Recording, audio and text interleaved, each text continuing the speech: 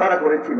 অপরাধ একটাই, শেখ হাসিনার অন্যায়ের বিরুদ্ধে, দুর্নীতির বিরুদ্ধে, অপশাসনের বিরুদ্ধে তারা কথা বলেছে। বন্ধুরা, আজকে বহু কষ্ট করে আপনারা এসেছেন।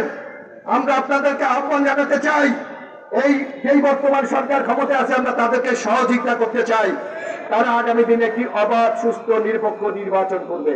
যার জন্য আমরা বলেছি, অনতি বিলম্বে যে সকল দুর্নীতিবাজ লোক আছে তাদেরকে গ্রেফতার করতে করে আইনের আওতায় শাস্তি দিতে হবে।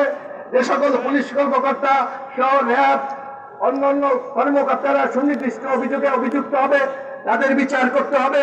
যারা বাংলাদেশ থেকে টাকা পাচার করেছে তাদেরকে আইনের আওতায় আনে। এবং বিশেষ করে আওয়ামী লীগের, আপনারা দেখেছেন গত 3-4 দিন আগে আপনারা পত্রিকায় দেখেছেন, আমার সাথে রাজনীতি করেছিল ছাত্রলীগের সাধারণ সম্পাদক হল ইশাক আলী খান পান্না। আমি যখন ছাত্রদল কেন্দ্রীয় সংসদের নেতা ইশাক আলী খান ছাত্রলীগের সাধারণ সম্পাদক, এই 4-5 দিন আগে ইন্ডিয়ায় উনি মারা গেছে, ওনার সাথে 250 কোটি টাকা পাওয়া গেছে।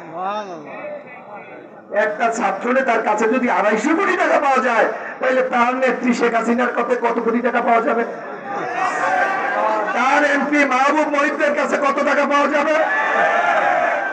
আজকে দেখেন, ডেইলি টু পেপারটা পড়েন, এক এক এমপি মন্ত্রীর কি খতিয়ান বাংলাদেশে বেরোচ্ছে। আজকে দেখলাম যে এই যে আমাদের পাশে বরগুনার এমপি শম্ভু, তার 100 কোটি টাকা পাওয়া গেছে। এইভাবে আওয়ামী লীগের প্রত্যেকটি লোক এই 17 বছর বাংলাদেশটাকে আজকে চুষে খেয়েছে। আজকে আপনার চালের দাম কত? শেখ হাসিনা বলেছিল না 10 টাকা দামের চাল খাওয়াবে। এখন কত দামের চাল বলেছে না? ফ্রি সার দেবে। সারের বস্তা কত? 1200 টাকার উপরে, 1400 টাকা বলেছে না? ঘরে ঘরে চাকরি দেবে। আমাদের ছেলেদেরকে চাকরি দেয় নাই, ওই ইন্ডিয়ার তার বন্ধুদেরকে 8.5 লক্ষ বাংলাদেশে চাকরি দিয়েছে। তো এই বাংলাদেশ আমরা চাই না। আমরা জনগণের বাংলাদেশ চাই, যেই বাংলাদেশে আমি কথা বলতে পারবো, যেই বাংলাদেশে আমি ইজ্জত নিয়ে থাকতে পারবো, যেই বাংলাদেশে একজন নাগরিক হিসাবে বুক খুলে আমি কথা বলতে পারবো, যেই বাংলাদেশে আমি ভোট দিয়ে আমার নেতা নির্বাচন করতে পারবো।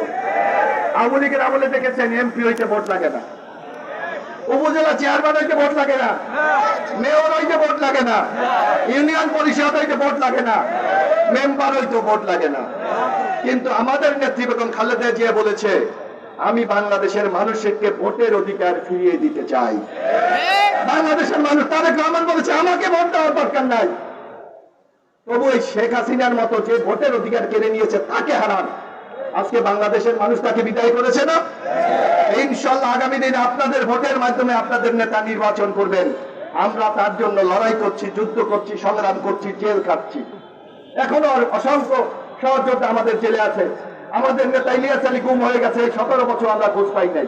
যদি আলম গুম হয়ে গেছে, আমরা খোঁজ পাই নাই, কারণ শেখ হাসিনা আমাদের প্রায় 3000 লোককে গুম করে রেখেছে। তারা জীবিত গুলিত আমরা জানি না। আমি আর বক্তব্য দীর্ঘায়িত করবো না। আপনাদের সবাইকে আমি কৃতজ্ঞতা জানাচ্ছি আপনারা এই সম্বর্ধনা আসার জন্য।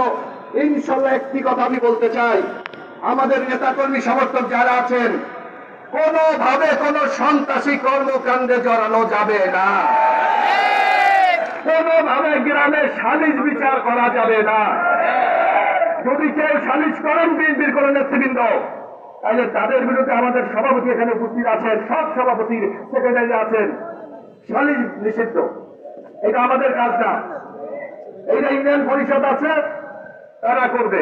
প্রয়োজনে আমরা সহায়তা করবেন, কিন্তু বিএনপির কোন নেতৃবৃন্দ কোন সালিশের সাথে জড়িত হবেন না। কারো জমি দখলে যাবেন না। যদি সুনির্দিষ্ট কোন অভিযোগ আমরা পাই, ইতিমধ্যে আমাদের নেতা জনাব তারেক রহমান প্রায় 110 জনের মতো কেন্দ্রীয় নেতা সহ জেলা পর্যায়ে অঙ্গসভা নেতৃবৃন্দকে বহিষ্কার করেছে। আমরা স্পষ্ট ভাষায় বলতে চাই, অপরাধী যেই হোক, যত বড় নেতা হোক, তার বিরুদ্ধে শাস্তিমূলক ব্যবস্থা অবশ্যই গ্রহণ করা হবে।